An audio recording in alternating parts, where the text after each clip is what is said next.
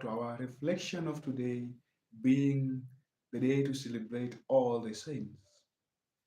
But before I go far, I want to help me a thought that I had one day.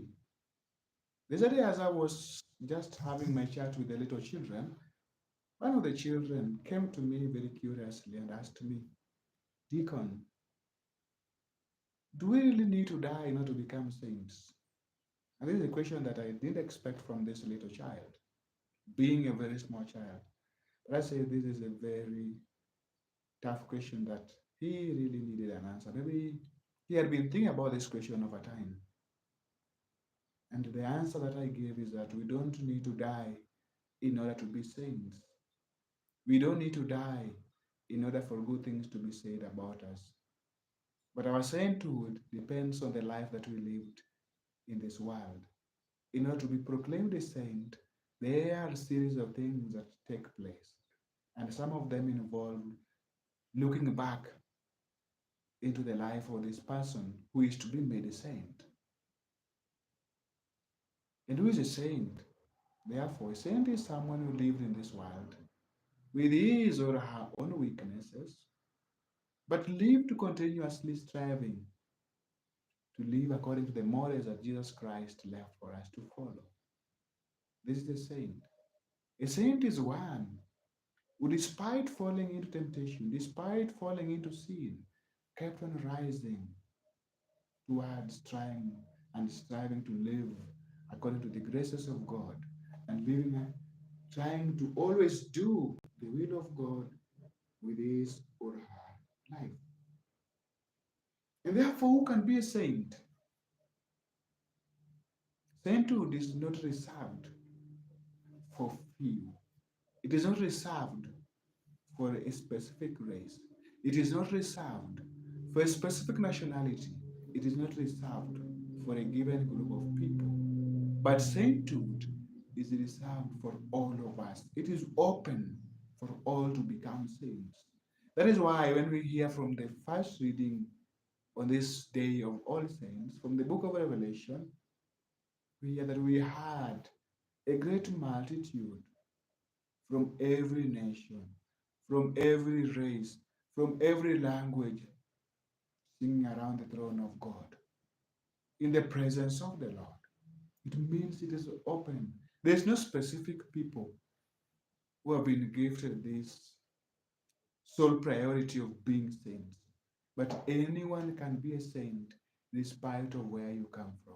The only thing that we need in order to become saints is what Jesus Christ is teaching us today in the qualities of inheriting the kingdom of God, which is found in the Beatitudes. And we know the Beatitudes from the book of Matthew, where they talk about mercy, they talk about purity, they talk about peace, they talk about humility. These are virtues that continue to mold our lives towards living our lives as saints. Because saints are not made, but sainthood is achieved through the life that I live, through the communion that I have with God. Then I achieve my sainthood. There are so many people who have been doing good, but have never been proclaimed saints. Sometimes you wonder, always find that in the books, find that some names of the saints are missing, but we're going to celebrate them. There are so many people who are still on the journey of being made saints. Do I really want to be among these people in the journey of being made saint? This will be determined by the way I live my life on earth, by the way you live your life on earth.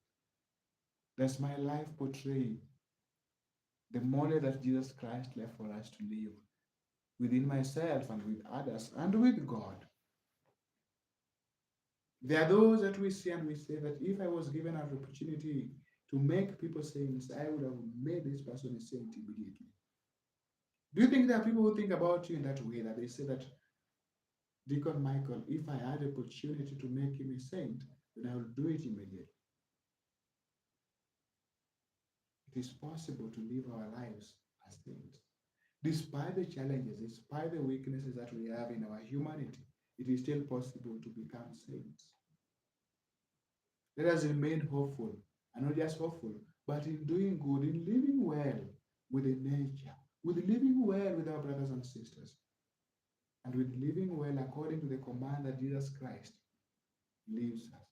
And through the graces of God, by our hope, we shall all enjoy that vision of being saints, vision of being closer to God, rejoicing and singing around His throne, joining with the blessed ones, the seraphim, the angels, praising God, seeing Him face to face.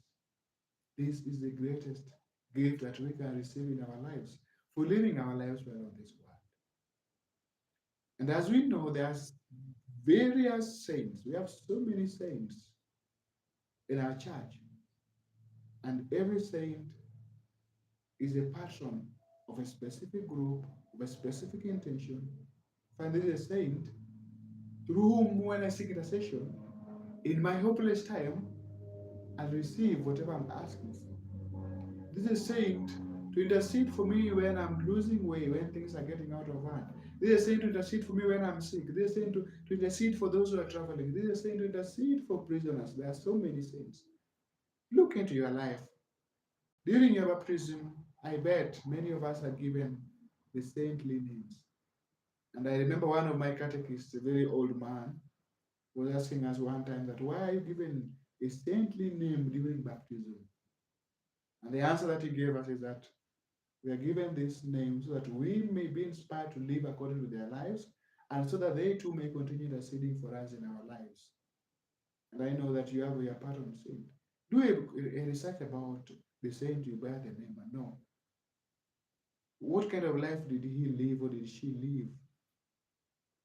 And he or she is a patron saint of which case? Above all, I don't own a particular saint for myself. All the saints are for us all.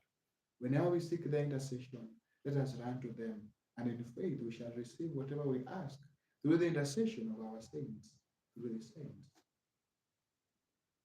Let us also remember to pray through our Mother Mary, Queen of Apostles, Queen of the saints, Queen, that she may continue interceding for us too in all our daily needs, in the time of joys, in times of sorrow, all the times of our lives, so that we too may continue living in communion with God, in good or bad times, in all the times of our lives. Let the saints intercede for us, and let this new month be a blessing to our lives and to all that we meet, all those we do, all that we do, and all those we meet in our lives. May it be a blessing as we begin the month by celebrating the saints. In all, let us remember to pray for one another so that we may continue journeying together towards living our saintly lives, towards one day enjoying the greater gift of enjoying the beatific vision of Christ, of God. I wish you all a blessed month and a happy feast of All Saints' Day. Be blessed.